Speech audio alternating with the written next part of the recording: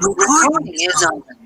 All right, so today is April 25th, 2021, and we're going to continue our discussion on the Desiderata Extinctionati.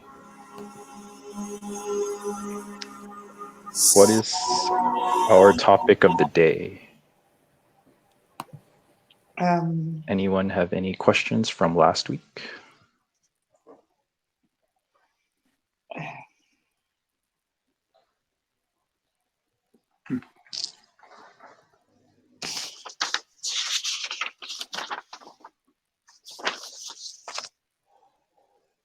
Not really. I don't have questions on last week.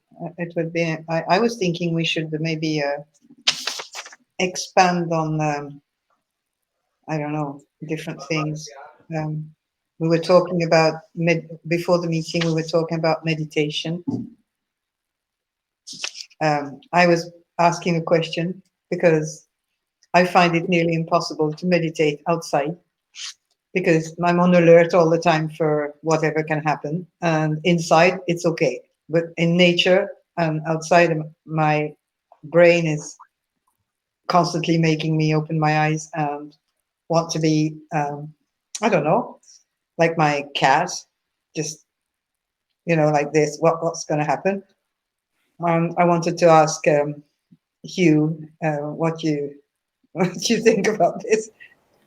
So can't you find a place which has, it's hard in where you live in Ireland, is to find a grove of trees or a forest.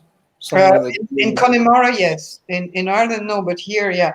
But you can experience, no, there's nothing where you can. Isn't there really like Sutwick place that's like filled with? Yeah, there is. I have a place like that down. Yeah, I have a place like that. But even there, I hear a sound from the wind or the sea or a branch, and I'm. So the thing is to incorporate it. So the idea is that you don't let your attention fly away out to that sound, but you stay kind of in your body, embodied kind of awareness, and just recognize that sound coming in. And then you kind of rest in that sound, but you kind of make sure, am I making sense about how your attention flies out to concentrate on that sound as opposed to keeping your attention focused internally and just hearing that sound coming to you rather than you flying out to it? Does that make any sense? Yeah, but if you can't open your eyes, if I can't open my eyes, I feel that I can't continue. I have to. I don't know. I do it with your eyes open. Just defocus your eyes and even cross your eyes and look at the tip of your nose. If it's an effort to shut your eyes, don't bother. That's not necessary.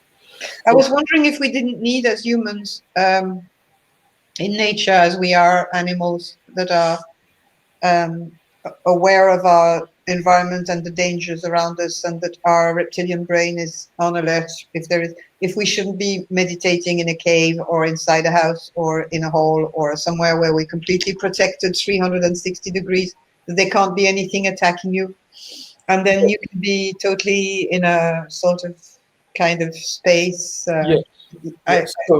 So bird song helps because we've evolved to know that if birds are singing, then there's probably not a predator around. If you're in a forest and it suddenly goes deathly quiet without bird song, that's a cue, a deep cue to us that there's a predator. And so you won't be able to relax in a forest without, bird song and stuff like that. Unless it's a very special kind of place. But I think in Ireland, I imagine that there are those kind of fairy circles and special places and sacred trees. And so, put your back up against a tree like that. That's also a good protection. But there's some places here where you must not fall asleep in fairy places because. Well, that's why you should you don't want to. Yeah, that's a very good thing. Is that you shouldn't fall asleep. Yeah. Mm. But and also you could also climb a tree and sit in the branch. Yeah. Also, it makes us as proud. I used to do that as a kid. We used to do. I tell you, I'm only realizing now what a great childhood I probably had. But we used to climb up into this mulberry tree as kids and like eat all the fruit off the tree. And it's such a good experience. I mean, you really get in touch with your primate thing. And then we'd sit in the tree, in the branches afterwards, just kind of meditate. And you really get to know your chimp side doing that. It's a great shame that we can't get our food that way. Yeah. We might have to soon. Yeah, I mean, it's kind of weird because there's a kind of shame in it now. If you climbed a tree and ate fruit, you'd be sectioned. People would think you were balmy. But I think that's certainly as a kid, it's legitimate. But Can I add something else too that we were talking about before? We said that we had left for the last 3 weeks the subject of the pandemic aside because we had other things, important things to discuss. Now I have got in touch with Kevin, so we might be able to talk this week. But would you like us to talk about it today, or should we leave it with questions for Friday for a more specific? I don't mind whatever anybody wants, but with Kevin, I kind of like the idea of exploring more, the deep subjects and try and, I just don't think we get a lot of bang for the buck if we go to eco health and all that. I say, yeah, we know they're conspiracies. So what? I'll tell you, the Rockefeller Institute, it's just conspiracies wall to wall. It's like there's no profit in discussing it, really. It's just the only profit in discussing it is to explain to liberals that the conspiracies left and right. It's just wall to wall. But apart from that, you get into the kind of doomer-turd stirring that goes on in the in the doomosphere. And you think okay, so we know they're all these guys, now what? And it's like, well, we're just endlessly exposing them and tracking them. It's like, yeah, there's not a lot of profit in this exercise. I thought we were making good headway when we started talking about God and all these deep subjects, and then I thought it was interesting, didn't you? I thought it was very interesting the way both of you handled it as spectators and auditors, because we were not really participating, but watching the two of you going into that subject, the way you went into it, but on both sides, was extremely interesting. Yeah, I think it's an interesting exercise. Some people have been upset. I got a few DMs and stuff and say, what are you doing dealing with the stupid right-wing arse and, all this kind of stuff. And I tried to explain to them that, everybody's talks about unity and, they're like, there we are just talking about Derek Jensen and Leah Keith and Deep Green Resistance and, we got to build a big movement. But we got to fucking kill the fascists if they come through the door. And it's like, well, how big is this movement going to get? It's like everybody says we've got to be unified. And we can all agree that we've got to be unified. But then no one will talk to anybody on the other side. They just rage quit, leave the room and say, well, what happened to all this unity? Well, it would be interesting to see what he has to say about cults. Yeah, it's what we think of cults, Yeah, it's one of those bad things about the left. They gatekeep. It's like, if you can get the right wing on board with, taking down the monetary system, like we can gatekeep or fight about other things later. Yeah, it's really makes me despair because they talk about tolerance and hate speech, and it's like, dudes, if you're looking for hate speech and intolerance, it's all on the left. Come on, guys. Pot meet kettle. It's ridiculous. It's ironic, isn't it? But it's just flipped completely now, or it's flipping in the process of the left. They're just becoming the authoritarians. I mean, I don't know. Yeah. Yeah, I'm feeling that strongly, and I'm thinking, all my South African neurons are busy triggering. I'm getting flashbacks. all the older generations, it's the same in UK. I think there's a lot of people who've emigrated from Eastern Europe who are saying this is not looking good in terms it's of Cold War. It's Cold War.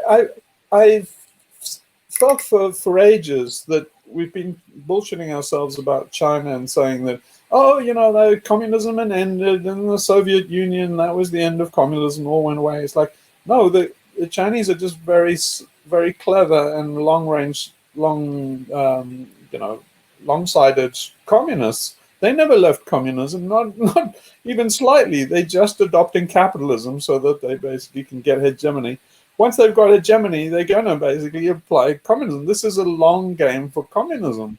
But all the economists and that are saying, oh, well, it's not communism in China anymore. It's state capitalism. And oh, yeah, right. Basically, everybody turned into a capitalist in the end. Bullshit. They're using capitalism, or a weird sort of state capitalism, to basically get the power to do global communism. And it's like, yeah, it's. Just to say quickly before we go on, yeah, what we were discussing in relation to the pandemic wasn't so much on the conspiracy side. It was actually more to do with the science, and just to get Kevin's opinion, because I think he mentioned that guy, the Professor Bert van den Bosch. It was quite interesting. So it was more of a kind of, it's looking, yeah, I think like you said with how narrow the vaccine is on in relation to the spike protein, it's looking like that is going to be bad news because it's probably going to drive immune escape. So we were just wondering if Kevin comes back on just to get his latest scientific look at that. This guy, Gert van den Bosch, he's a veterinologist, I think, a veterinarian, but he's got a PhD in virology.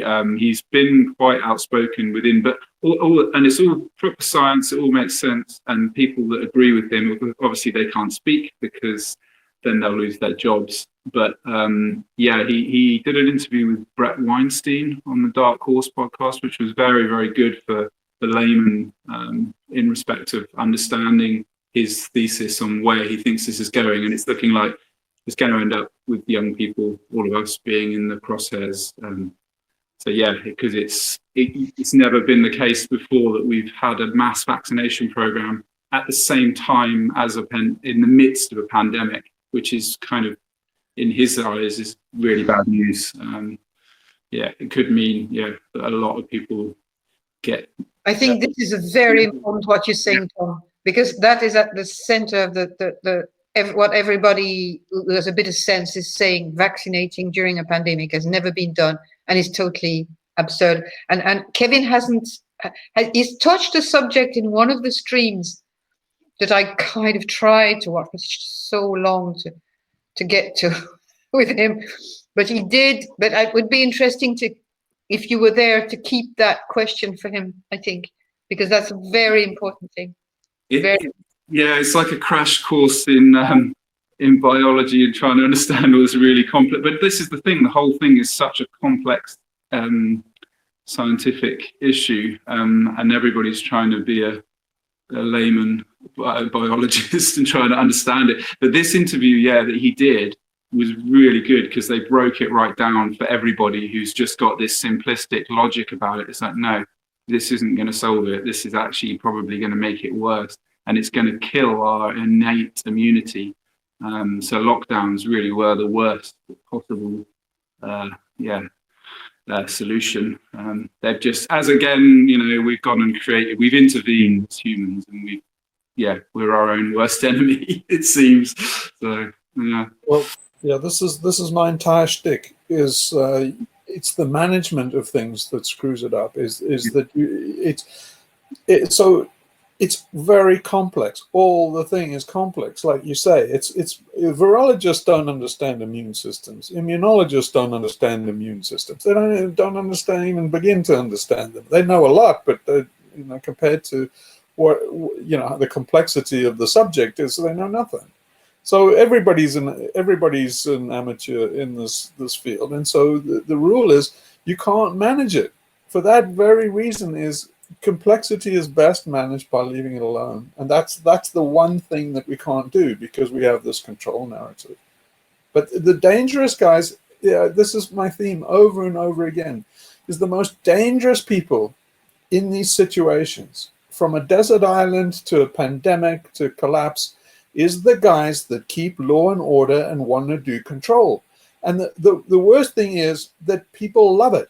If you get into those situations, some psychopathic, narcissistic dickhead steps forward and says, well, we better get some order here. And there are a dozen other people that go, well, at least somebody's taking charge. This is awesome. Lord of the Flies. Lord of the Flies. Yeah. Yeah. Mm. Yeah, but Lord of the Flies is not good psychology. It was they've proved that in those situations that's not how people behave. So there was a Lord of the Flies situation, a genuine one, where these kids were actually dropped on an island. I think they were New Zealanders. They behaved exactly like Rebecca Solnit said. They set up fires and put watches. They helped each other. I think there was one of them that was injured. They basically saved the guy's life. They were complete Boy Scouts. They were absolutely immaculate. But so I think William Golding. I don't think anarchists like that book because it's Hobbesian, and it's saying when you don't have adults, all the kids go to shit. And if you remember how the book ends, it's when the sailors come back, the officers and stuff, and civilization comes back, then it restores order.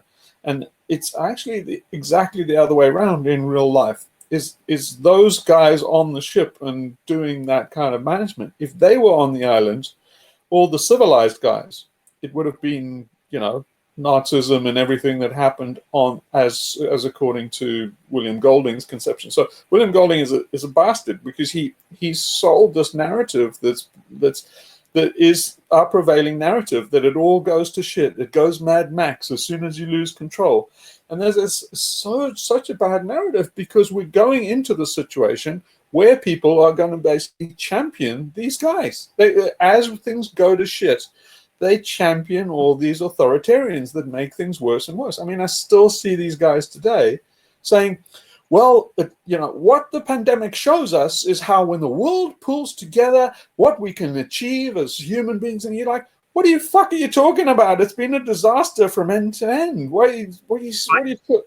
I honestly can't wait until, because in the UK at the minute, everybody is blowing smoke up their arse about how we're the best. And after Brexit, look at us, we invented this amazing new vaccine, and we've got the highest vaccination rate bar Israel in the world, and everything's going to be fine now. And it's like, please, it sounds macabre, but I am almost willing it on because it's just playing into the hands, as you say, of all these fucking idiots like Matt Hancock, complete sociopath, Johnson. I mean, even Johnson, although I will say you can tell actually by reading them that clearly they are worried that now, because of the variants and because of what's happening in India, that they do know something more, because they're saying, oh no, we must be cautious, when we're opening up, and everyone got confused and said, well, hang on a minute, we've got really high vaccination rates. Aren't we due our freedom now? And they're like, no, you must be cautious. so yeah, the way I kind of see it is each one of these variants is a new pandemic. Yeah. So it's like if India was raging like it is now, if you say the vaccines don't actually stop the P1, whatever the Shamira that's in India, or the two melded together. I think it's the South African one and the Brazilian P1, and they're saying now, okay, the vaccines are useless against it. Now, if that's the case, that's a new pandemic. So if India was being ravaged by a pandemic and this was January 2020, the whole world would be running with its hair on fire. But instead, they were like, oh, that's the end of the pandemic. No, I think this is the start of the pandemic, actually. Yeah. Europe is in La La Land. Every country of Europe is in La La Land. I scanned through the headlines of Germany, Greece, France, Italy. It's just the same thing everywhere. They opened up the the place I'm in here to tourists, and they're all bloody COVID monsters running around without, none of them have masks on. So I went for my usual walk. I thought, like, bloody hell, I'm getting out of here. It's crowds of people without masks on. I'm like, Christ, I can't wait to sail out of here. It's getting a bit. but it's crazy. The cases are going up sharply in Greece, and they're opening as they go up. They're opening it up for tourism. Who's coming in there then? Which countries are coming in? Local Greek tourists. Oh, I see. Right. Yeah, I was going to say. Yeah. People, they are getting COVID fatigue and lockdown fatigue, and so they really antsy. You can feel it, and people want any excuse to just. I went swimming today, but you're not actually allowed to go swimming. You know, luckily I've got a kind of private beach here, but it's actually illegal. You can get fined $3,000 for swimming. So, but but in the meantime, they slowly, opening up stuff, and you can see what they're doing. They're just gauging the deaths. That's basically, how much death can we take for the economy? It's atrocious. You can just see their mindset is that you can see dollar for dollar exactly how important a human life is for these psychopaths, because they're gauging it. We're having about a D-Day invasion per day in terms of deaths, but anyway, it's manageable. At least look at the revenue coming in. We'll get a bit of tourist dollars tax, and it's like, wow, I can't believe you guys are doing this, and the public doesn't mind. Yeah, look at that. Yeah, is that the stock market? Yeah. Yeah, the thing with the COVID, they're doing exactly what they thought I would, or they're doing what I thought they would do with COVID, and just normalize the deaths as business as usual. Yeah, so it's really sickening. They have to, but yeah.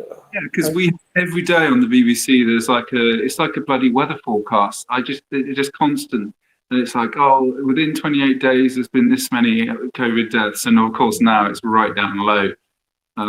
But yeah, it's just meaningless after a while. People zone out, and just like every day I don't watch the news anymore, but whenever I hear it on the radio or something, it's like, and today, this many deaths and this many cases, and I think it's bamboo. Oh, sorry. Go on. No, go on. No. I think these guys need to watch it, because what they're doing in their extreme incompetence in terms of psychology is very close to what you do to prisoners under interrogation. So one of the things that you do is with a prisoner under interrogation is isolate them to extremes.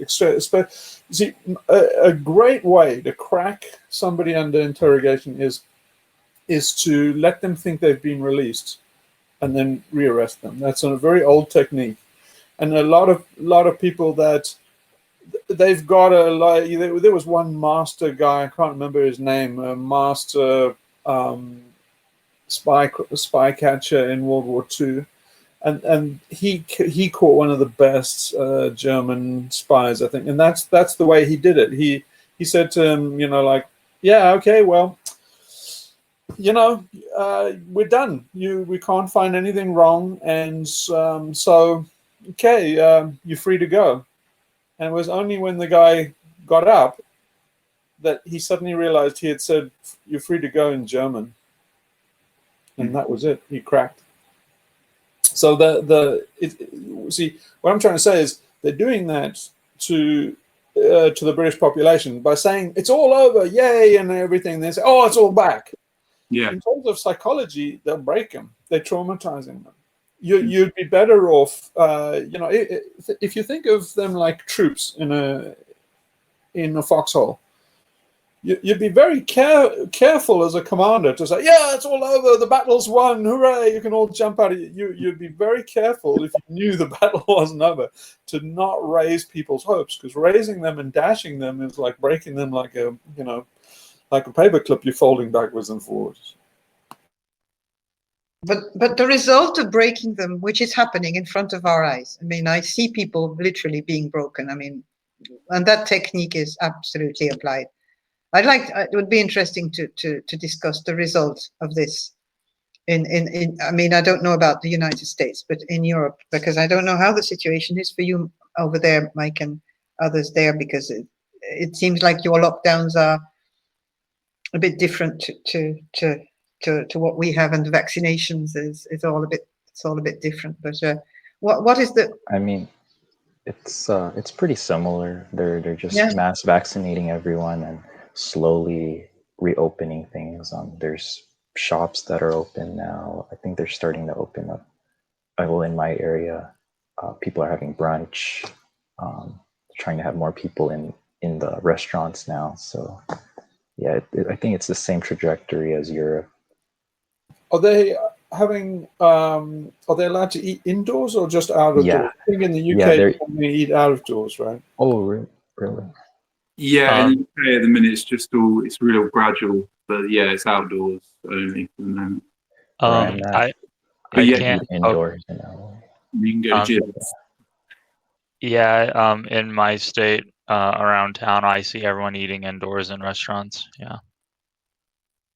Yeah, and children are going back to live classes. And the bus capacity has been increased. Before it was during the start or the middle of the pandemic, it was like 10 people, 20 people. Now it's supposed to be, I think, 25 people on the bus, and that's not enough space. And also, there was this thing that they said before, it was keep 6 feet distance apart. Now they say 3 feet is acceptable. Yeah, they did that in the first lockdown, didn't they? They changed the distances. But it's airborne. Exactly, yeah. And the thing I find most shocking, though, I think, is the way that you can see how the behavioral psychology has worked on people, because how it was in the beginning, it was like, we know that young people aren't necessarily that affected at all. They were the people that were supposed to build the herd immunity, build the barrier, But of course, because of lockdown, less people have been exposed to it. And now it's flipped, and it's like everyone needs to be vaccinated. And so all these young people, everyone's going to end up with, fucked. That's why the young people were doing the right thing when they were breaking the law and having those gatherings and everything. Okay, there could have been some infecting their grannies, and some of them might get it, but they were doing instinctively the right thing. Yeah. And they were cracking down on them because they were having big raves, and they were, it's just, it's. Yeah, I don't know. I was just like listening to some of these theories about, how if you'd just left everything, like in the flu, the Spanish flu, that was done in a year. And there must have been variants then. No, there were a number of waves. So there were 3 waves in the 1918. So there's stuff definitely that you don't want to do, but it's easy. You just stop movement. You see what happened in 1918? They realized now that it was transported by the army, and they kept on, mobilizing for World War I and shifting all these soldiers around to barracks. And they realize now that they were circulating the virus. They should have basically just stopped the movements of these things. But the fact that they're allowing planes to fly now is just balmy. That's just what I was going to say. Today, it was a clear day, lovely blue skies. What was I seeing? Planes crossing across the Atlantic there, and above me, coming from mainland Europe, going to Canada, America. And last year, during the first lockdown, the skies were completely empty. They'd stopped the flying, but there it's just going like normal. So they're organizing quarantines, and people have to do this and that, but it's the planes are and the staff and the movement is continuous. Yeah. So these guys were having over here. We're having a lunch today, and there are 3 couples that have been flying. One flew to Israel, one flew to Spain, one flew to France.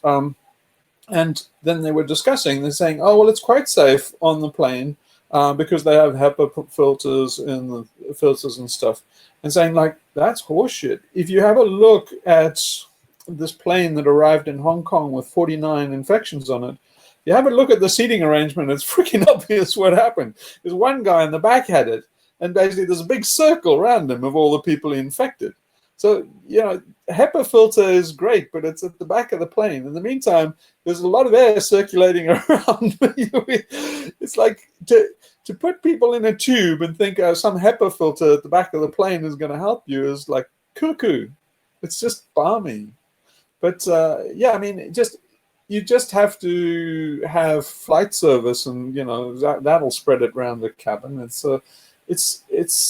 not the way to. I think the best way to think of it is like an aerosol. So if you can smell something like perfume or something, I think that has about the same nanostructure in terms of about 6 microns or something as a perfume. So if you can smell a perfume through a plane, that's it. You're smelling your dose of COVID.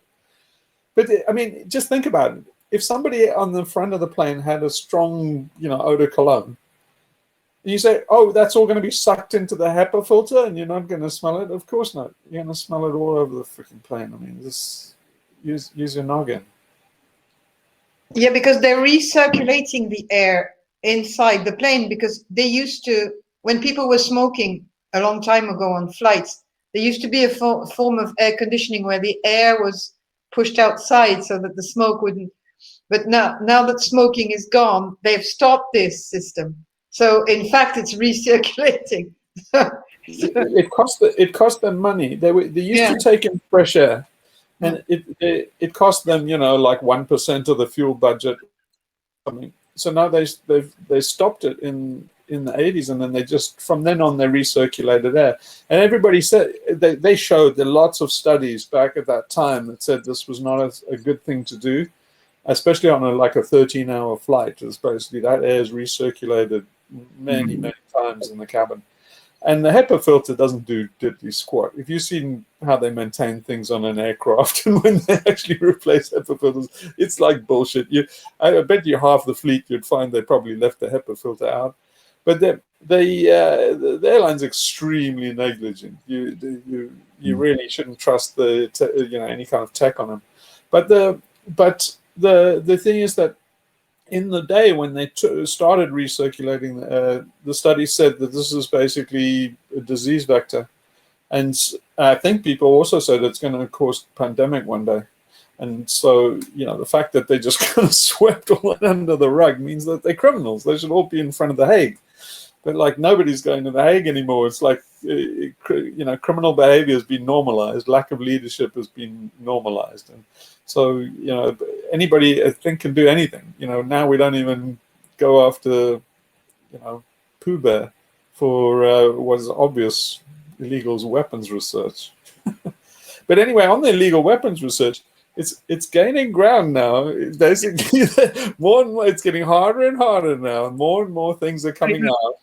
That's exactly what Hert van den Bosch was saying, and Brett Weinstein. They were saying exactly that, because it wouldn't, if it had come from just the natural environment, it wouldn't have mutated as quickly as that. I think that's right. There's something that proves that the way the rapidity of the variants is a proof. I believe I'm right in saying that. I might fact check me, but there was a reason, and I think that was what it was, that we've had such a quick transition into different strains and mutants. There always will be, but it's been very rapid how quickly, and they don't think that it would have.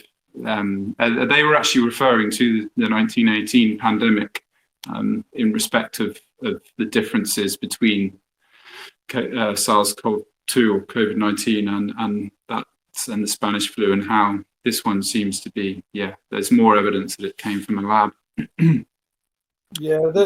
But I mean, the CCP's behavior is just so damn guilty. I mean, so at the very least, the CCP thinks it came from the Wuhan lab. I mean, even if it didn't, the fact that they think it did is enough for me.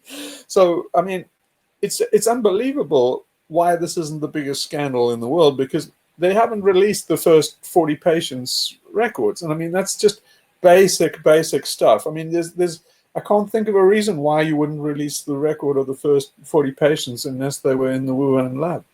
And so, I mean, all their behavior down the line is guilty. They removed all the Xi Jingli's, the Batwoman's database, all the things, the Rat G thing, you know, which was proven to be 1913 virus collected by the PLA, by the army. So it's basically they caught them red-handed, basically sticking the you know, that exact virus into the database in 2020, when it was really captured. So what happens in the intervening years? Obviously, they're doing. You know, well, so I'll ask a candid question. What would be the consequences of China admitting that it was a bioweapon that was accidentally released from their lab? I think what would happen? I think that's one of the reasons why nobody's doing anything, because nobody knows. You'd be at an impasse. You see, everybody signed the treaties for bioweapons research, and it's banned. But everybody's guilty up the yin-yang. In fact, Britain and America are the most guilty of anybody. The French were working in Wuhan. Yeah, so if you look at Fauci and Peter Daszak and all those guys, they funneled money. They were working on bioweapons research with the Wuhan lab. You know, yeah, that's written all over it. That's so, the BBC reported that in the first lockdown on Newsnight. Mark Urban was there telling Emily Maitlis that it was highly likely that it came from that lab. And the Centers for Disease Control was right next to that Wuhan lab, and the Americans were there, as you say. They were there. Yeah, looking. They got money from the One Health Alliance. They got I think NIST or the NIH gave EcoHealth Alliance. They gave them 1.7 million, and part of that money was given to the Wuhan lab to do research into coronaviruses in bats. Mm. So it's like, hello, you know. So I mean, it's clear that all the governments know that that's the case. Now, it's what happens after that is politics. Mm. So they just you know, it's not a question of, oh, you naughty boy, now you got to go to the Hague. It's you know, basically no one's going to the Hague for it. It's just political bargaining chips and stuff like that. But you see, like, what are you going to do with that information? I mean, imagine you Biden, you're like, now what? You know, what? So it's out. You know, now what do you do? All you're going to do is wreck the economy, bring us closer to war, and you know. And so it's just, I mean, whether or not it's deliberate, I mean, surely it's probably somewhere in the middle, isn't it? It's convenient for some people. Let's just say, I suppose, but it's highly likely that if you go tickling the dragon or whatever, you know, what metaphor you want to use, it, you know, at some point it's going to get, you know, there's going to be an accidental leak, isn't there? Or someone's going to get infected by it. It doesn't necessarily mean that some evil guys that went and, you know, deliberately released it like 12 monkeys or something, you know. Yeah, it doesn't have that kind of smell to me. It smells like they were tickling the tail of the dragon, and of course, I mean, it looks like SARS, you know, covariant 1 was a leak.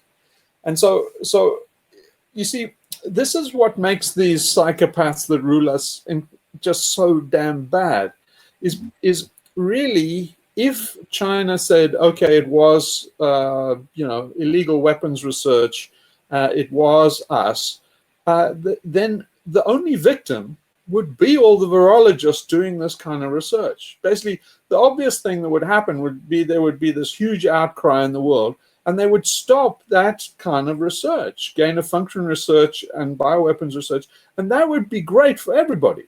So the fact that they don't go there means that they want to carry on doing their bioweapons research. So these guys are bastards of, you know, why aren't journalists calling these guys out saying, you bastards on not calling China out because you want to carry on doing the same kind of research in your own laboratories in Portland Down and stuff like that in the UK. That's why you're not calling it out, you heinous criminals. And we real journalists anymore. There's none left, is there? Oh, I forgot that bit. Yeah. Yeah, there are a bunch of charlatans that serve power. Yep. Yeah, science doesn't seem to have, well, I know ethics is probably subjective, but I don't know, morality. It's just They're all power, consequentialists. glory, money. Yeah, they're all consequentialists. They all think in terms of the great game and what they're all just playing chess with us, and so they're not thinking in terms of common or garden primate brain morality.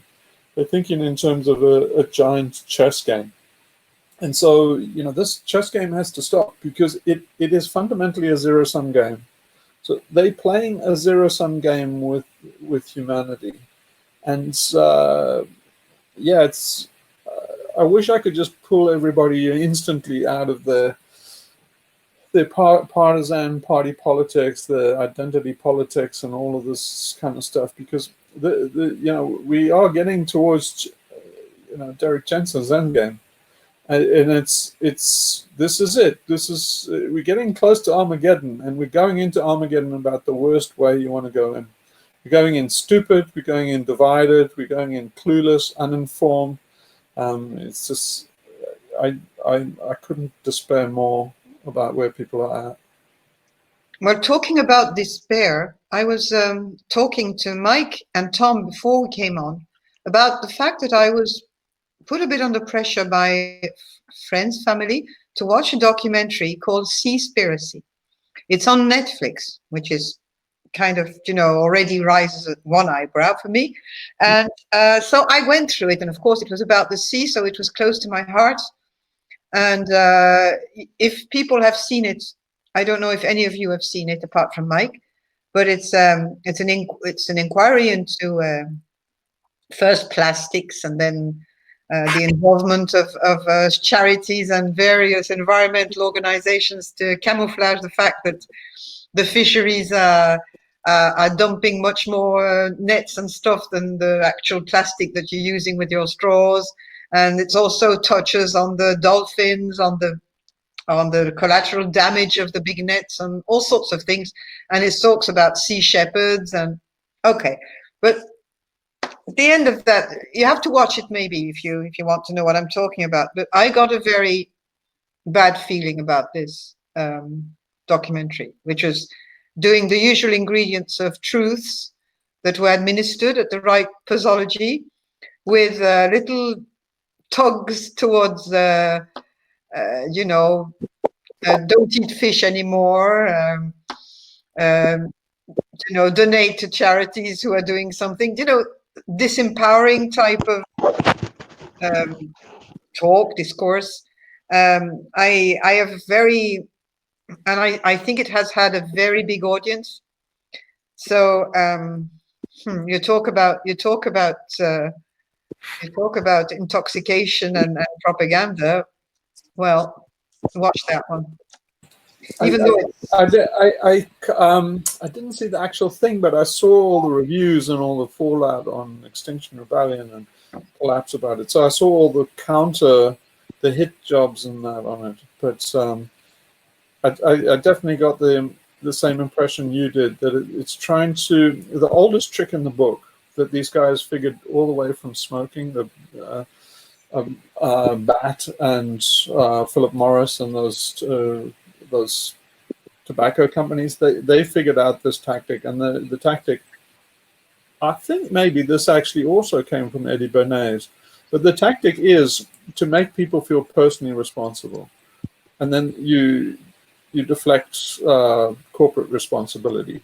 That's what the straws and the plastics and these Coke and stuff organizes beach cleanups and stuff, because they want people to feel guilty and do their own cleanup, because then they were very clever, because they went to the companies who are fighting plastic pollution, and they tried to say, you know, we're going in depth. They don't want to talk to us because we're questioning the fisheries, we're questioning the big trawlers, and you know, the sea shepherd that's ramming boats and sinking them, and they're heroes, and but you are the bad ones. And but in fact, at the end, as I was telling the lads earlier, the advice was stop eating fish, like, you know, and Yeah, that's the thing. That's the thing with stuff like that is they can take like a fact or some truths and they can use it to misdirect you. It's just like when I was a kid, I was like 16 or 17 or whatever. I watched this documentary called Earthlings. Have you guys heard of that one? Yeah, so I watched that, and at the end, the conclusion was be vegetarian. The conclusion should be crashing the economy, not, you know, being vegetarian. Yeah, it's a great diversionary technique. yeah, but unfortunately, it has a huge audience, and this has a huge impact because I've talked to young people in Ireland who've watched it, and there's loads of people who have stopped eating fish. And I'm like, guys, you know. So what's so incredibly stupid about all this is the economics. So if you know, all the guys that see it are people that have Netflix subscriptions. So basically, they metrosexuals in you know, liberal democracies. So all that happens if you stop eating fish is the price of fish comes down, and everybody in Africa and India and everybody else starts eating it. So you're not saving a single fish. In fact, you're probably making it worse because at least the fishing industries, you know, most fishing is unregulated. I think at least half of it is illegal. So, but at least half of it is being regulated by, at least in a token measure, by I&J and a few food companies. But if it all goes to, you know, Korean, Russian, Chinese fleets and North Korean fleets, it's basically they will decimate it to the last mollusk. So those Russian trawlers, they trawl the most sensitive areas in the Indian Ocean, and they protect it. But I mean, you'd need a warship to protect those things off Madagascar, and those guys are fishing them out just as fast as they can. They can fish them out faster, and they will if people in the you know, it's kind of like a ban on drugs.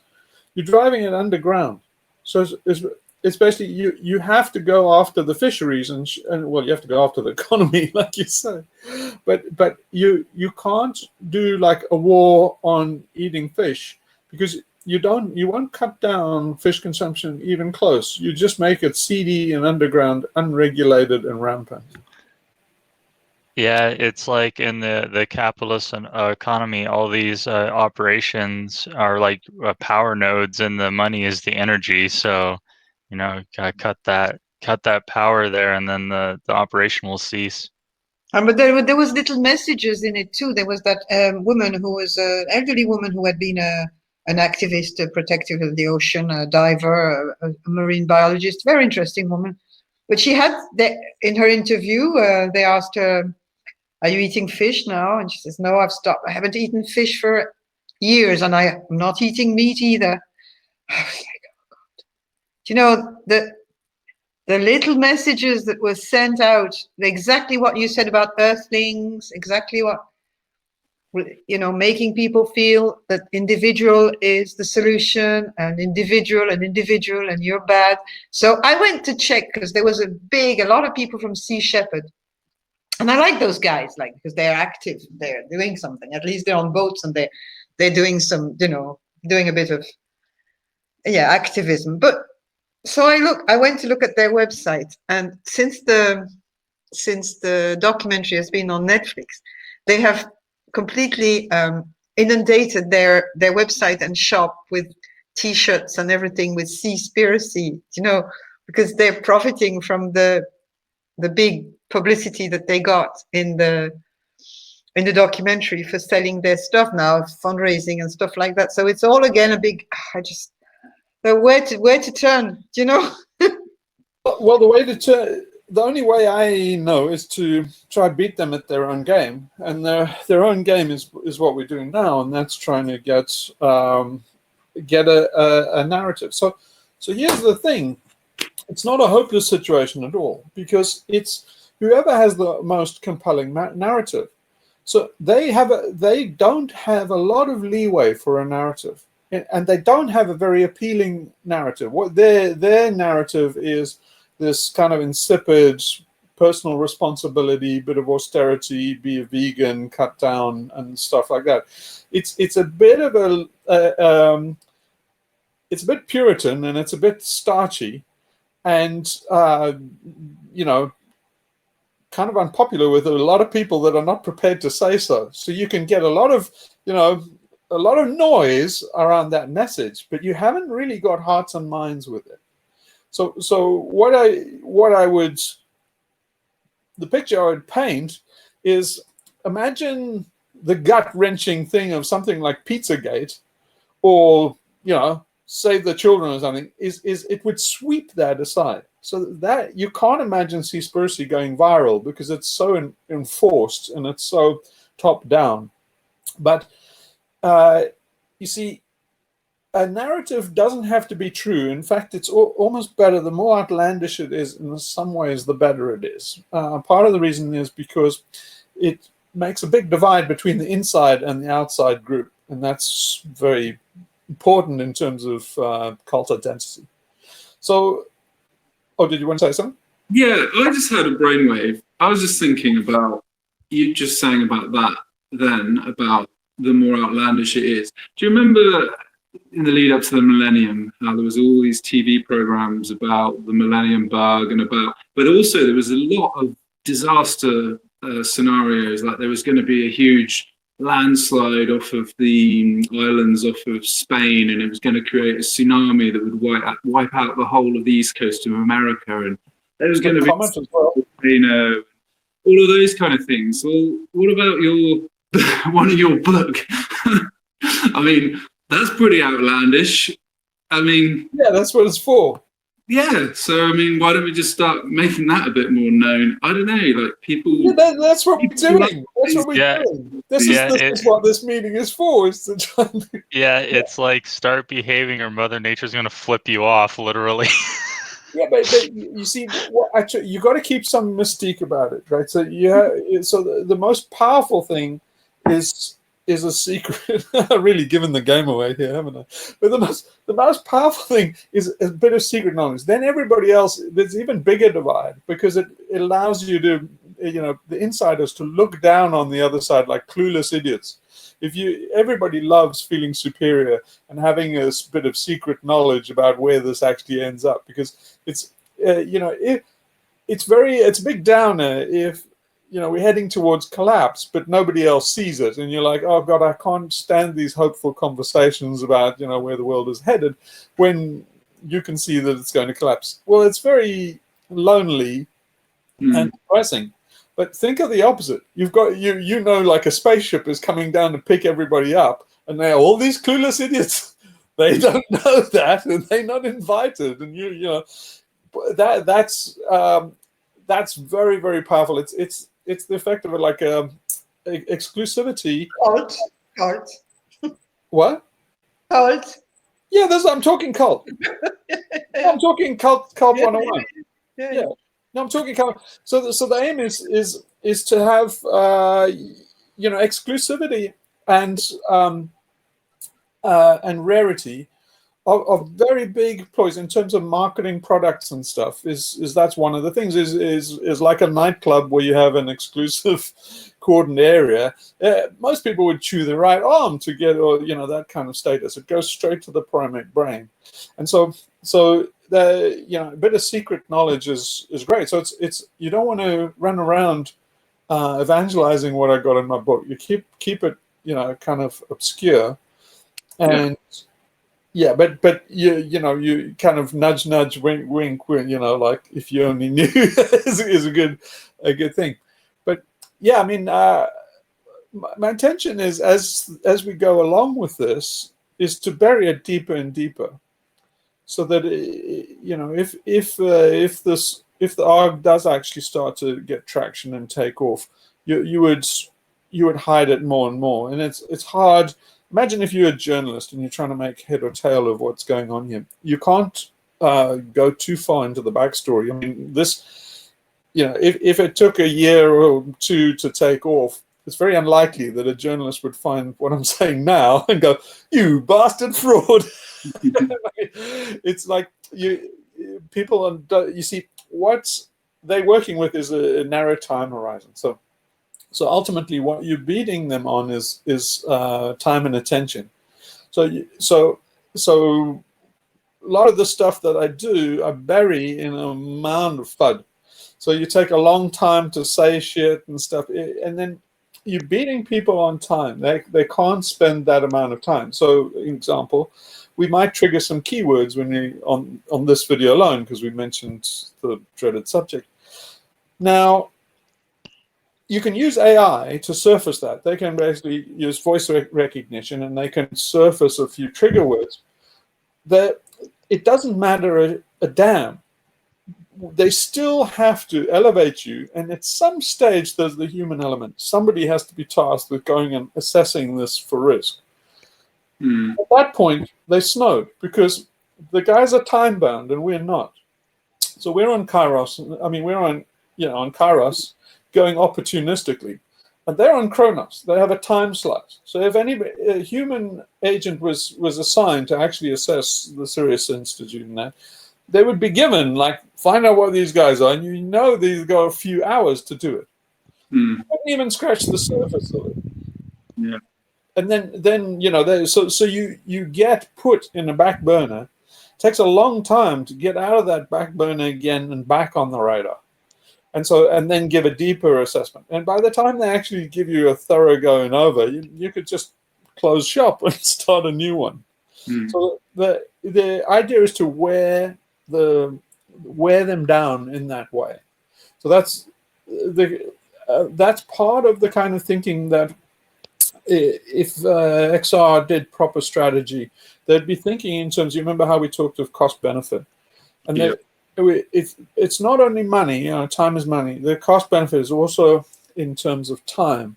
So wasting police resources is a felony in most countries, but it's a very, very gray area wasting police.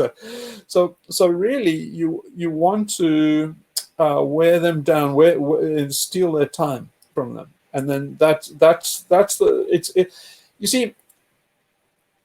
If you think in terms of absolute things, if you think if you go to war with an opposing enemy, when if you're a rookie and you go coming into this cold and you think, okay, now I'm going to do battle, and you think, well, I got to take out the enemy. No, you see, if you actually shot and killed somebody, then that's an enemy soldier out of the game. But you have to think of it in terms of time and resources, right? It's actually quite quick to bury the guy and replace him. What most insurgent armies find out is that you're better off wounding the guy.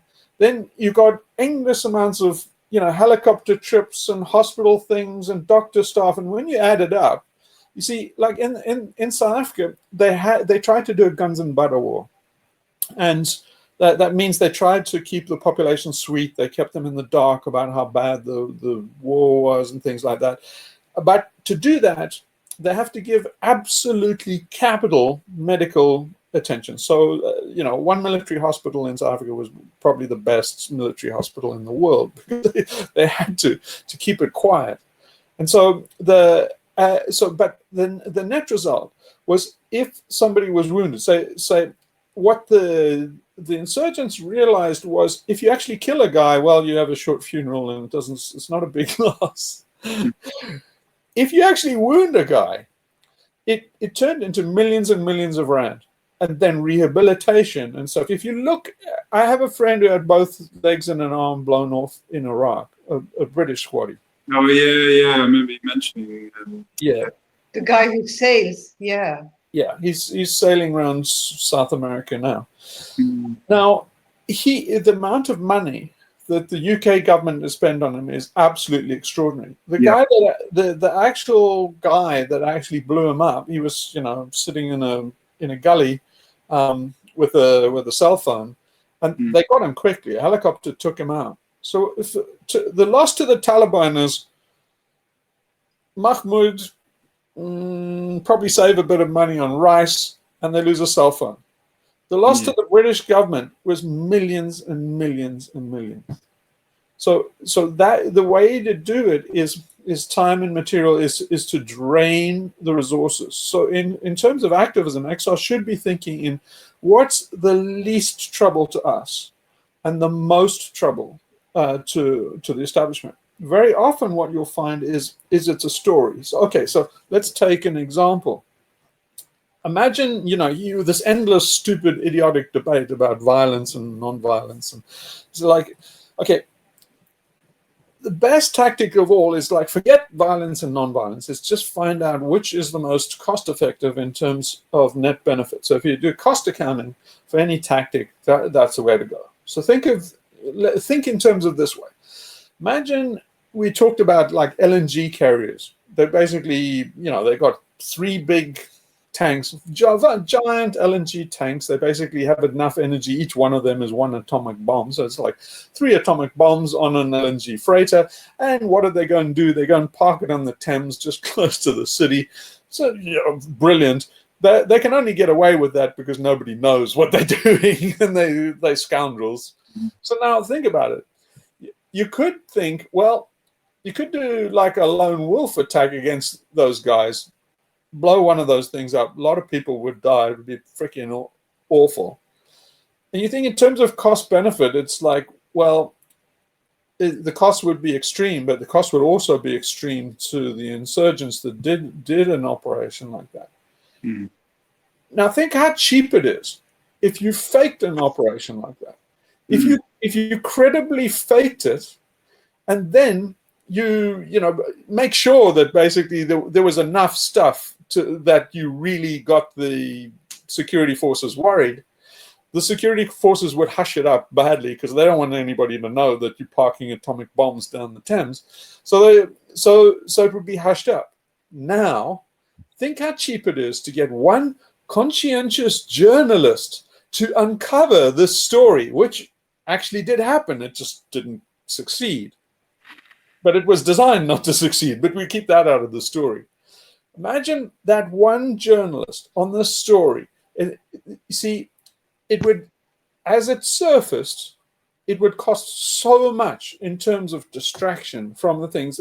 So the cost of the insurgency is the time of one bastard spinning this yarn, and they could probably make a profit out of it. You could write books and make videos, and probably make a career out of it. Absolutely brilliant. Yeah. That is just brilliant. But just see what I mean in terms of often the cheapest thing. The first thing to think of is it's all psychology and controlling the narrative. But you see, if you can make a narrative that's hugely expensive for the other side, that's really the cheapest to this side. Okay, okay, I'll give you another example. Think what the Quebec Anon guys did with that Pizzagate. So that is so cheap. I mean, the cost to them was nothing. The cost to the other side was maybe an insurrection. Just think of all the time and effort that has come down from that. So you have to think in terms of those very cheap shots. You actually brought that up very early when we met last year about the EMP ideas of toys that could suddenly be. Well, that's another one. It's another one. Is if you pretended, it's often better than the thing. Now, of course, at some stage, if you get, I mentioned before, and this is, if you got a reputation for faking it, then you have to go follow through. But that's really, it's only when somebody calls you bluff that you actually need to respond. It reminds me of the War of the Worlds. Was it? No. What was the broadcast with? Also, H.G. Wells. Yeah, the War of the Worlds. Yeah. And they thought the US population thought it was really happening, that aliens were coming from outer space. It's actually on YouTube. There's the original broadcast, and it is absolutely amazing the way he describes it, because there's the orchestra playing and everything, and little by little it builds up, and there's journalist over there, and he's telling, "I can see the aliens, and they have arrived," and everybody believed him. The population were conditioned to fear the commies were coming, I suppose, or so everybody was just like, "Oh my God, it's happening! It's happening!" So there've been various accusations against H.G. Wells. So while he was doing that broadcast, they actually sent in the Fed, and he locked himself in the studio so he could complete the broadcast. But there've been a lot of accusations against H.G. Wells that he did it on purpose as an anarchic, a deliberate anarchic tactic. So it's funny you mention it, because I think the chances are pretty good that he knew exactly what he was doing. And it was actually exactly what the FBI thought it was. And it was a propaganda coup. Mm. So it's a great example of okay, so let's think in terms of us now. If you think of all the things that they're most scared about in, the state is most scared about, just imagine, you go to bed tonight and you think, imagine you Boris Johnson or Priti Patel. You think, what, you've got a big workload, a lot of shit, your day is not very pleasant at the moment. What would be the worst fucking thing that somebody came in and said, look, I got some pretty bad news. I don't know if it's serious, but blah, blah, blah. Think, what would that be? So they think like, oh, fuck no. And then basically you try and make that happen. In terms of dirty bomb. Sorry, should use wrong. well, that definitely got a flag right there. Secret.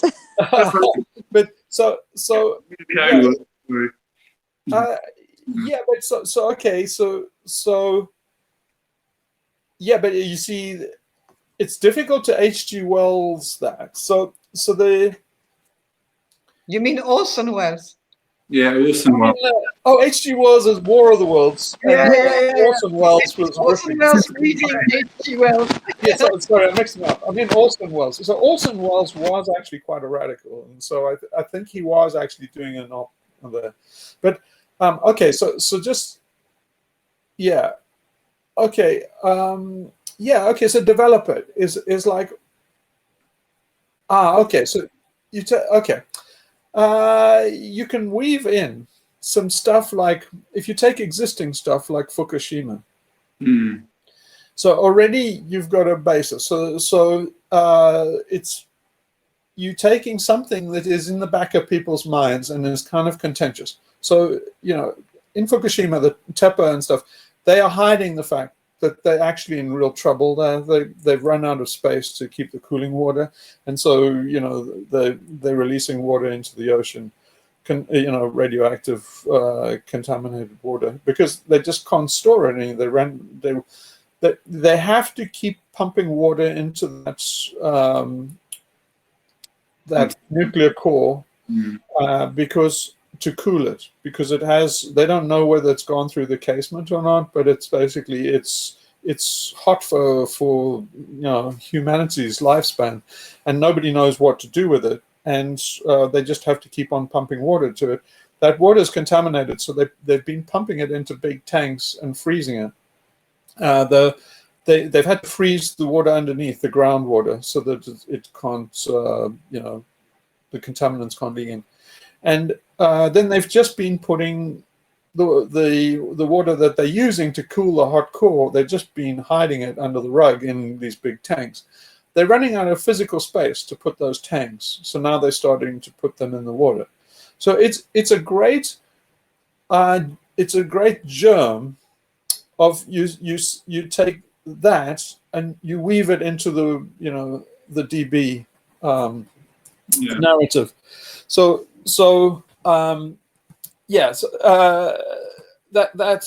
That's one idea. The other one is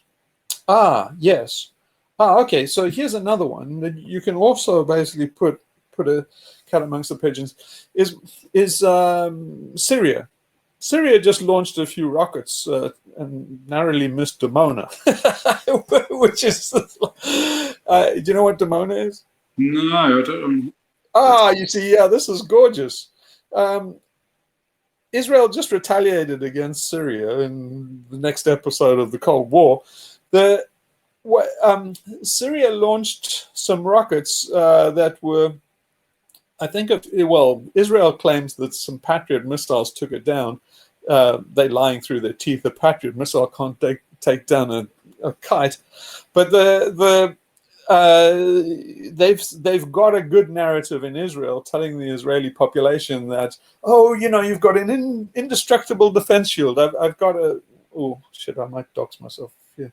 Anyway, I have a friend, an Israeli friend in the military, who spins this horseshit story about this impenetrable shield, and we've got way more advanced than the Patriot. It's a bullshit story. They told the same story to people in Moscow, that most people during the Cold War who lived in Moscow had this delusion that there was this defensive bubble over Moscow, so it was impenetrable by nuclear weapons. It was when they found out later that it was a complete fabrication, they were amazed. Well, anyway, they tell this bullshit story to Israelis, and they all lap it up. So anyway, in comes these missiles this week. They land just short of Dimona. Dimona is Israel's nuclear site. It's their secret nuclear site where they developed all the nuclear weapons with South Africa. And they probably have about 20 nuclear bombs there. So that's a prime thing for actually saying that, is Israel hiding the fact that Dimona was actually hit by one of these missiles?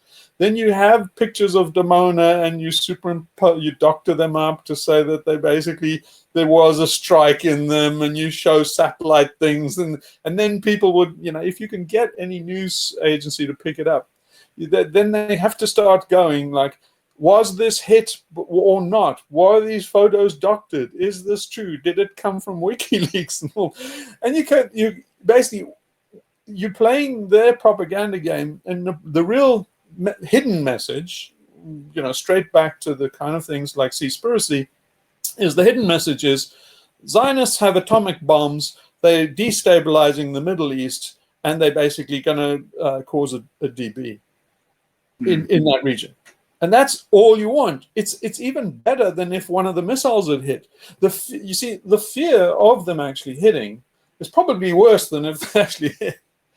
You see, if they actually hit, it's a big disaster and everybody normalizes. If they didn't hit, but everybody's scared that they would, that story is its own rumor. And that rumor is more damaging. If you have a look at psyops of things like in World War II, they rated a rumor as worth a squadron hit of not atomic bombs, but a bit of conventional weapons. So basically a mass area bombing, they considered equivalent to a civilian rumor.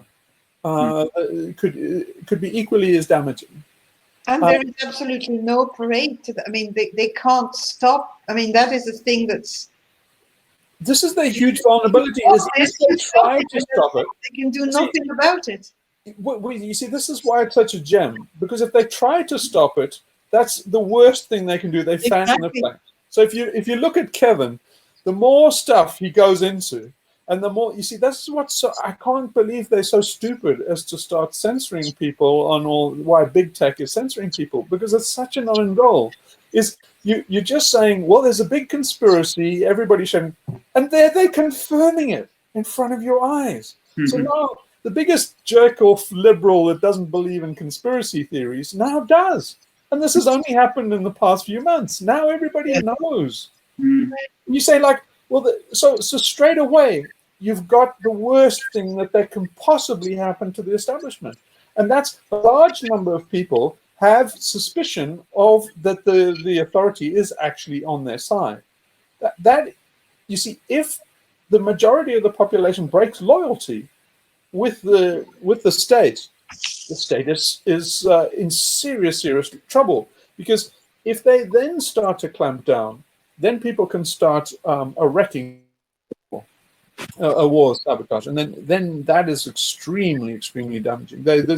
If there's a concerted underground war of wrecking and sabotage, the global industrial civilization will end quickly. But the power of rumors is you can't. I've used that myself for personal reasons in the past when I was a teenager and then later in my 30s. To get out of certain situations, spread a rumor, get to know the people who can propagate it, who are the ones that are good at it, or the networks.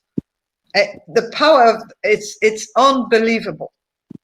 And I've measured the time it takes to get back to you and everything through the years. It's just amazing. Amazing. Yeah, but it's you see, all of these, the power that a state has is bluff. The reason why they're doing surveillance, the primary motivation of surveillance is not to catch people, it's to intimidate people. So the tactic that I put on for cloaking and stuff like that is, the point of it is not really to do operations or anything. It's psychological for the home troops, and it's to show the home troops that it's a paper tiger. You see, the amazing thing, there's almost a rule, I would say, that if something has a grand reputation, it's probably false. And the reason is this: throughout history, if ever there was, like Lord of the Rings, nobody just walks into Mordor kind of thing. It's like everybody knows you can't attack Mordor. Well, the fact that everybody knows you can't attack Mordor means they don't keep up Mordor. Is why invest huge amounts of money in something everybody knows is impregnable. So it's probably not impregnable for the very reason that everybody believes it is. And that's a continual thing throughout history. And then eventually you do walk into Mordor, because basically they didn't invest very hard in Mordor. They invested in all the places where it was contentious. They thought, there was some doubt about their defense. So if you can actually hit them in Mordor, they are really seriously fucked, because they have this big paper tiger bluff story. And an insurgency, if it can break the bluff in any way, it kind of like completely discredits the entire story. It's almost like a court case. You see, I've been saying how we're talking symmetry breaking and stuff, and I've been saying how when things are actually in deadlock, you have to break that deadlock. And what people are doing in war is really resolving uncertainty. So really a situation of a battle is really there almost like a court case to resolve uncertainty. The world is watching in terms of actually reviewing the court case. So if the Battle of Troy, they say all the gods, Zeus went to Mount Ada and watched the Battle of Troy, and all the gods came to see. So the Battle of Troy is the big Armageddon of its day, and it's to decide the fates, in terms of, it's like the final battle between good and evil. The battle, you've got to see the Battle of Troy like that. Now the gods are sitting watching that, and then the world looks down on these things. So the Vietnam War, it's really played, it's really theater for the world to watch. And the world is watching like a jury. So you need to sway the jury. Now, jury will be, if you've ever been in a contentious court case, the jury would be swayed by one lie. So, in other words, if you've ever been in a court case, you'll see that what the two sides are doing is in essence just deciding who gets a black hat and who gets a white hat. Somebody's like, oh. So basically, you have a court case. You have the defendant and the prosecution, and they're just deciding who gets the white hat and who gets the black hat. And so as you go through cross-examination, if anybody's caught lying, that's it. They get the black hat. They will never get that black hat off. It's almost whoever gets the first lie, because if the guy with a white hat is caught lying, they forgive him. In general, it's human psychology. So it's kind of whoever first gets the black hat, kind of loses the case. The rest is just formulaic after that. They never believe, if you're caught out in a lie, they will never believe anything again. You will never restore that reputation. So that's why the state is extremely vulnerable, because they're liars. They're fucking liars to the hilt. They're psychopathic liars. And if you can catch them out in a lie that they can't sidestep, they're done. They'll never recover from that. So they can always, you know, psychopaths are great at backtracking and ducking and diving. But if the psychopaths put up a big idol and say, you'll never get Mordor, or you'll never basically beat our defense strategy, or the US Navy is the best in the world and stuff, and you just say, like, prove it wrong in one instance, and that's it. The whole Navy can go home now because even the guys in the Navy believe it was a bluff. Yeah, it's like Lord of the Rings is a great example because Aragorn showed up, but his army is like tiny compared to Mordor's, and the Eye of Sauron focused on him, and 2 fucking hobbits dropped the ring and killed Sauron. Boy, that's a spoiler. Yeah, damn. But you know that form of strategy would be very interesting to discuss with Derek when we meet him. Because we're going to talk about activism probably and solutions, and because the left usually doesn't want to look at that sort of, and even the right to a certain extent, but the left certainly does not want to question this way of Mordor, for example. That's no, we don't go there. Doesn't want. They're very conservative, really. You know, actually, that way, if the left is not become more conservative than the right at the moment, but in those type of views, you know. Yes, and I also I wanted to relate it to the GOF research that all scientists of probably many nations are doing. So even if lies are exposed, um, if the journalists don't publicize them, or even if they're publicized and we just accept it, we just turn our eyes away and we say, oh yeah, that's progress. We want that GOF research to continue because science must make progress, and and it's a necessary form of defense in our arsenal. So people are just gonna turn a blind eye that everybody's doing it and it's gotta stop. So how does that relate to exposing lies or bluffs if people are still accepting of the exposed lies? I see what you mean. The people are jaded, so they get. Yes, they just okay. We've exposed the bluffs, we've exposed the lies, and yeah, okay. Yeah, no, it's okay. So it's not that kind of a lie. It's their foundational myth. So Okay. you see, those kind of lies people expect, but it's the lies that are hidden assumptions that people don't even recognize are hidden. So, for example, if you would, it's the kind of lie that is so entrenched in people's thinking that you would make people burst out laughing if you said it at a cocktail party. So, in other words, if you said at a cocktail party, the US military is fucking useless. It's like, I don't give them a 3 days chance in World War III. Most Americans would burst out laughing at a cocktail party at that statement. Oh yeah, and another one of those lies is the Constitution and how it pretty much enshrines property. It's basically a slave document. Yeah, well, but anything like that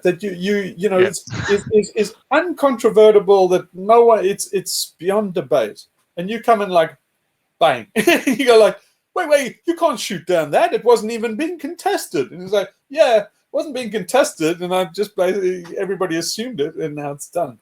So if you can find the foundational myth that everybody assumes. So one of them is, like, say, the British Empire is the British Empire ran very light. It ran on fumes, in fact. And a tea wallah in India or a provincial administrator in Africa was just normally a pimply kid of 22, and he would be the district commissioner, and he would control essentially Uganda, or so, actually that would be his district. And he would, it's just one pimply kid with a revolver holding down a country. You see, what everybody thought was that, well, you can't say anything against this guy because he represents the Queen, and if you if you did anything to him, the British Army would sweep in and get you. And it's like, well, no, not really. They're basically, the British Army can't be sweeping in everywhere left and right. There's so many of these commissioners and so few soldiers to actually deploy to everybody that's rebellious. So they're relying on the myth that you think there's going to be retribution if you ever touch one of these representatives of the Queen. When guys in Kenya and said like, we don't think this is so. We think if we just nobble this guy in the night, well, nothing's going to happen to us. And they were right. And so, well, they were wrong, because the fact that they were right meant that Britain had to chuck everything in to cover it up. But you see, they didn't fully, I don't think the Mau Mau fully understood the game. But if the Mau Mau fully understood the game, they would go to every country in Africa and get them in on it. Or basically they would send a representative of the Maori. And you hit every commissioner in every single district over the whole of Africa. Well, that's it. Parliament would dissolve the next day. Because they know that they could, they'd called their bluff and they'd swept aside. So the Mau Mau is not a good example, because they could still cover up bluff by just atrocity. The reason why they were so fierce and they committed such atrocities, torture, Britain was absolutely brutal in Kenya, and it's all documented. It's all in warehouses in Britain, and it's all under D notices. They just extended the D notice again 10 years ago for another 50 years because of the heinous crimes that were done. Just unbelievable stuff. It happened in India as well. And in Ireland. Oh, loads of places. Actually, is great. Shows the Kenyan. Do you know in his recent documentary series? I think he goes very deep into the Kenyan horrors. Well, yeah. The point I'm trying to make is that the Kenyan they were so vicious in Kenya because that was the only way to cover up the bluff that was exposed there. So they had to go all out. But you see, there again, the Mau Mau were not sophisticated, or they didn't have enough resources to actually publish that. You see, Britain shouldn't have been able to cover up what they did in Kenya. Basically, the Mau Mau actually scored a victory if they had managed to get, today, they would have all those atrocities on cell phones, and basically people would be marching in Trafalgar Square. They would have been kicked out of Kenya on a nail. But the point is that the major point I'm making is find the hidden bluff that everybody, both sides, take for granted, and challenge it, even if it's just fake challenged. It's even if nobody ever thought of it. So okay, going all the way back to say Damono or something, then you say like, are people dying in Tel Aviv from basically fallout from a strike that they covered up in Damono? And then say, what are the symptoms? Well, they strangely like COVID. You've got a kind of trifecta, and it's like, how the hell? The more they say, oh, this is conspiracy, it's not the thing, and basically, you just keep on mining that, and try and string them. The more they fact check and do it, the more they inserting this thought in people's mind is, have we really got all nuclear weapons right down the road in Tel Aviv? I don't feel safe. You say like, that's what we're trying to get across to you. And it's better than a missile strike. You could get the Israelis to remove those weapons themselves. Yeah, thanks for clarifying that. So it's the foundational myth or assumptions that everyone take for granted are true when they're not. Yeah, I mean, some things, if you lied about they're not a mortal wound. They just kind of like, they can say, yeah, we lie. You know, it's basically Ronald Reagan. He got exposed with the Contras and, CIA dealing drugs for arms. And then he says, well, yes, I did lie, but in my heart, it was true. I lied with my head, but in my heart, it was true. And everybody went, well, okay, as long as you did it for America. Oh. So everybody forgives him. But if he lied, like saying, if he said something like, America is going to outspend Russia, and then with Star Wars or something like that, or say they're going into the SALT talks, then you say like, well, we're going into the SALT talks, but they're downplaying how much nuclear capability the Soviets have. It's actually bigger than America, and the reason why we're going into the SALT talks is because we've lost the Cold War. Now that's fucking dreadful. Ronnie Reagan cannot take that as a lie. He can't have that go. So they say Ronnie Reagan was lying.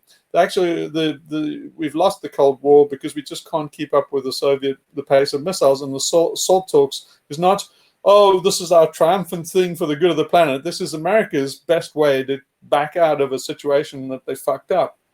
Well, it's like, that's a foundational myth. Ronnie can't exactly say, well, yeah, that's a lie, but I did it for America. It's like, no, that's a lie that he can't have exposed.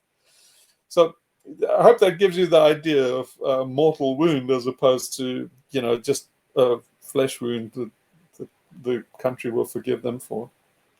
So, yeah, in some of the ways, yeah. Oh, just one more on this thing is I think the left gets too hung up on the truth. We don't give a rat's ass about the truth. No one cares about the truth. The truth is inaccessible. There's no simple, nice packaged truth that Karl Marx said, this is it, and that you fact check this, and everybody's got a bullshit story. This is way too, coming in right from the beginning, this is way too complex for anybody to understand. So don't even start by trying to get the truth. It doesn't matter. You're just trying to achieve a victory. So basically, anything goes, all's fair in love and war, and that's what the left never gets. They think, well, you have to fact check and make sure that it's right, and say, no, come out with the biggest blasted bloody lie you can think of. So, for example, so take Thacker Pass and stuff, where they're campaigning against the lithium mine. Well, we have to be all moral, and we have to go up to Thacker Pass and stuff. No, what the fucking right would do is they say, oh, lithium gives you cancer. It's like, oh, fuck, well, there goes the electric car. It's like, done. Thacker Park is saved. So, you see, that's the... It does. It does. Yeah, it's like instead of like... keep going. Oh, yeah. Volume. Actually, I'll get the articles online for you. Yeah. Send that on the sub. But before you do that, you must line up the counterattack. So you must also have people that are going to oppose that and shoot you down and fail in the end. Of course. So basically, have them write the counter argument, try and bury you, and also have their retraction pre-written. Yeah, you gotta be like a Neo fighting all the Agent Smiths. You gotta be ready for all those punches coming at you. No, but the thing is to make your own Agent Smiths. So the real masterstroke is collusion. Is basically you set up the thesis before Michael Sherman, Steven Pinker, and Peterson and all these fucking shit for brains idiots. Before they get on the case, you make sure that basically somebody beats them to the punch and becomes your big adversary in quotes, that is basically designed to basically take a dive in the third round. It's basically, everybody, this is what they did, in boxing rings. It's basically, they would pay people off to take a dive in the third round. And that's basically how you sucker the most money out of people. So you must make sure that the best boxing fight you can have is one that's rigged. But that brings to mind, for example, a false debate on YouTube where you have picked your adversaries and you defend, for example, the link between cancer and lithium and the danger of having an electric car, for example. And you have a panel in front of you of scientists and doctors and whatever industry, and you keep going. It's better to have one. You see, people like primate brain is a big mono champion with David and Goliath. But yeah, what really works well is if you I mean it's amateur wrestling. You have Goliath and David. Everybody supports the underdog. They all support David. But you know David can't just walk in and smack Goliath, because that's not what they came to see. Goliath has to go there and basically Goliath has to smack David down, and you're like, yeah, you're David, right? So then basically you smack, and when the whole crowd is like, you bastard, you can't smack David down that hard. At that point, David gets up, slingshot to Goliath, and everybody's, wow! So it has to be done like that. You have to propose that, lithium causes cancer. And then you're David, the concerned doctor and stuff like this. You must have Goliath set up to come and, basically crush you. It would be ideal to have somebody on the inside that, basically would trash their reputation for this one gambit. And it's great. It was class dismissed. That's perfect lesson. Psyops 101. Dr. Mike against Dr. Sophie. Oh no, I would. Or we need real reputable scientists and doctors, experts. You see, it's such a good one that I would say you should put time and effort into setting it up. Basically, finding somebody that is a name and is agrees to act as the fall guy, as an adversary. So I mean, it doesn't necessarily have to be. It just has to be a champion. It doesn't have to be a doctor. You see, I mean, say you could get take a name, somebody like, I'll just chuck a name at you, like Monboyot or Rupert Reed, or anybody that would take a dive theoretically for the cause. And the great thing about it is it's redeemable, because they can take a dive when all the furor breaks out and everything, the whole op is finished. It's quite legitimate for everybody to come and take a bow afterwards and said, well, we all fucked you over. It was all planned. You all just... See, that's also legitimate. You can actually also redeem said, yeah, all I was trying to do was a psyops to tell you that EVs are not the fucking solution. Thank you. Encore. Oh, bravo. Lovely theater. So it's all psychology. Yeah. The main thrust of the tactics are just props to support the theater, and what the theater is, whoever has the best narrative wins. We just fucking hunter-gatherers sitting around a fire listening to shamans tell stories. That's what the sages did in India. The Mahabharata has probably the Library of Congress is smaller than the Mahabharata. And the Mahabharata was got by exactly this. They had all the people sitting around a fire, and the shamans and sages would come up with the best story of of these deep things. What is the self? What is the point to life? And then that's how they winnowed it out. And the end result of that is one of the greatest works of literature, bar the Epic of Gilgamesh. And so that's what the war is. It's who actually comes up with the best story. And it's not the truthful story. That's where everybody goes wrong. The truth doesn't matter. Yeah, it has to be a good story. Like the interesting part is a good, interesting story, not whether or not it's true. That part's fucking boring. Yeah, it's like, is the historical Jesus true? It's like, no, it's the greatest story ever sold. It's the Exactly. biggest bullshit story you've ever had, and look at it. I mean, come on, think of a better one. It's well, you should think of a better one because Christianity has run its course. Yeah. It's time for a new one, a new story. Damn right, we're done with that one. The thing that's hard though is like, creating that new myth, because we're all a bunch of like demystified, subjects from the Enlightenment now. So it's really hard to get people's imaginations. Here's the thing. Raid the past. See, there's nothing new under the sun. Don't try and be creative or innovative. It's all been done. You go back to ancient Greece and start mining. You see, all this stuff in like Quebecanon and stuff, all these things about cults and things like that, is they're all raiding the past. You see, Yeah, it's like the archetypes, right? The hero with 1,000 faces. Yeah, Yeah. the new story is an old story. It's always like that. You see, it's like cuisine, right? You're never gonna, if you start experimenting with food, you're not gonna find a food combination like cheese and tomato. You're never gonna beat that, or cheese and onion or something. Those old favorites are basically, everybody's done everything you can possibly do in the kitchen.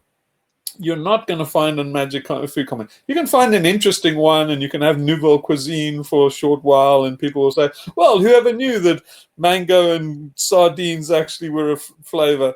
But it's not going to last. Mango and sardines is not one of the great flavor combinations. Yeah, it's like I love that it's one of your zoo in your head videos at the end where you're talking about the Corabantes like beating the drums so like you can be reborn and then you come out as Zeus to destroy Kronos. Yeah, That's really awesome. Yeah. yeah. So, the Corabantes is a big deal. But yeah, so the idea is you can't really come up with anything new. So don't even try. Just go back and find a forgotten dish. So you can always or just rehash a dish that's same old, but like dress it in a new way, represent it in a new way, and everybody says like, "Oh, peach Melba, well, that was fucking new," and you're like, "No, not really. It's just everybody forgot it." But like pavlova, whatever. Just you can always find something forgotten that was dynamite, and you say, "Why did we forget?" You see, the way the narrative, the human narrative works, is one of the big lies we tell ourselves in the Western world is that knowledge is accumulative. It's complete nonsense. We're not accumulating knowledge. It's the knowledge we have is like a moving spotlight or a window. And it's like a conversation. So if you've ever been, at a cocktail party or a dinner party and you had this great conversation, people come up with, they say some dynamite things, but then some other idiot talks over the top of them and the conversation goes down a new path. And you're like, if you recorded that whole conversation, you would go back and say, wait a minute. Nobody noticed that Fred here said something fucking interesting, but the conversation didn't go that route. It went down some other route. Now, that's what science is doing. That's what knowledge is doing. It's forgetting stuff on the tail end just as much as it's finding stuff on the new end. We're not going anywhere. It's a myth that we're accumulating knowledge. Yeah, chasing our tail. Yeah. Yeah. So what you can do, knowing that, you can go back in the conversation. You see, it's all recorded in literature, and now, even in film and stuff, is now this big archive. And you go back to the forgotten shit and just read it. That's what everybody did. That's what Hitler did. He just went to the occult. That's what Aleister Crowley and all these guys. Freud. He was a big fraud. He raided. Jung raided them all. They all just basically thieves. But don't try and do anything. Just say like, we're all thieves, and you just go back, read some forgotten thing, They're gems. They're gems all over the place. Go and look at Thomas Middleton, completely forgotten playwright. Probably better than Shakespeare. He was more famous than Shakespeare in his time. He basically sold more tickets. He was a more successful playwright as Shakespeare. The reason why we don't remember him is because he was a little bit bawdy and he was a little bit too close to the bone. So he was a bit. Thomas Middleton was a lot more like me, and and so that doesn't have a long shelf life. Shakespeare endures because you can teach Shakespeare to high school kids without blushing. But Yeah. we would teach Thomas Middleton, but it's a little bit too saucy for school kids, and that's the only Yeah. reason why you've heard of Shakespeare and you haven't heard of Thomas Middleton. Shakespeare, by the way, was Edward de Vere. But anyway, yeah. So yeah, I'm just painting that as just raid ancient Greece, raid the occult, raid Freemasonry, Rosicrucians. Yeah, speaking of rating, so you know that Norse myth of like Odin, Hugin, and Munin, right? I thought of something interesting with that. So basically, like Munin is memory, and then Hugin is thought. And I started thinking maybe what happened with us is Hugin flew away and never came back, and then Munin memory is like ancestral memory too, so like our bodies, and then the earth. And so maybe like Hugin flew away and got stuck into the abstract realm. And then you can make a myth about we have to get Hugin back and then tether our thoughts to reality. Yeah, immediate thoughts in the present moment. Yeah. Hey, okay, well, maybe we end on that note, and what I suggest is we do exactly that. So you remember the exercise that everybody's probably forgotten already? Which one? Should we do the exercise right now as just as an exit? Okay. Exit to this little seance we're doing. I'll try and make it as culty and creepy as I can. Without the music? I don't know. What do you think? With the music? I'm down with either. I don't mind. Nah. Yeah. Okay, well let's do it silent. We'll see how this goes. We'll see it next time. Okay, so sit balanced with your spine straight, your hands on your thighs, and relax your face, relax your neck, your shoulders. Make sure that your stomach is not tight and not relaxed either, just comfortable. Check your thighs are relaxed. Feel the weight on your chair. Feel your feet on the floor.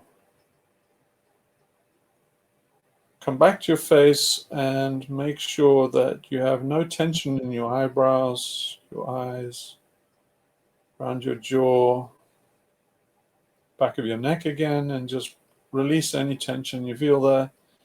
Slowly bring your attention to the back of your eyelids and just focus on you may see a light there. And if you can, focus on that. But otherwise, just look behind your eyelids into the middle distance. Fall still. Let your attention go to your hearing. Hear the most distant sound. Don't go out to that sound. Let the sound come into you. Stay embodied in your body with your attention focused between your eyes. Make sure that your face is relaxed. Do another inventory from head to toe. Make sure everything is relaxed. Fall deeply still. Notice your breathing. Without moving your tongue, notice any taste in your mouth. Notice any smell or just feel the air in your nostrils. Keep a general sense of awareness. Fall deeply still.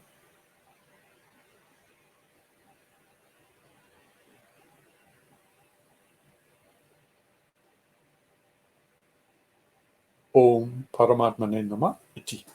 Okay. How was that? Good. I kind of feel refreshed, actually. Yeah, well, you should. You should.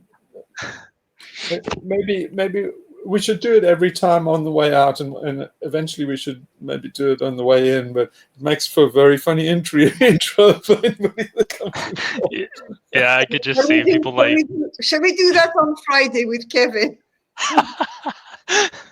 Oh, that's cool. Oh, that'll bum him out. Yeah, yeah. Let's do it. Let's do it. Yeah, let's see what he does. Yeah, because he's running a cult. He's running a cult. He doesn't know it, but he's running a cult. Yeah. Just so I think it could be. We could suggest that. I try to remember. We try to remember that on Friday to start like that. Oh no, let's finish off. No. We'll finish off with it. Yeah, otherwise that might dominate the whole conversation. No, let's catch him. Let's ambush him at the end and do that. Right? Should we do it at the end? We ambush him. The conversation is a good way to spin it up, and then you pressure release valve at the end. Yeah. He might like it actually. You know, he might like it. You know. No. Oh, that'll freak him out. I don't think he'll know what to do with it.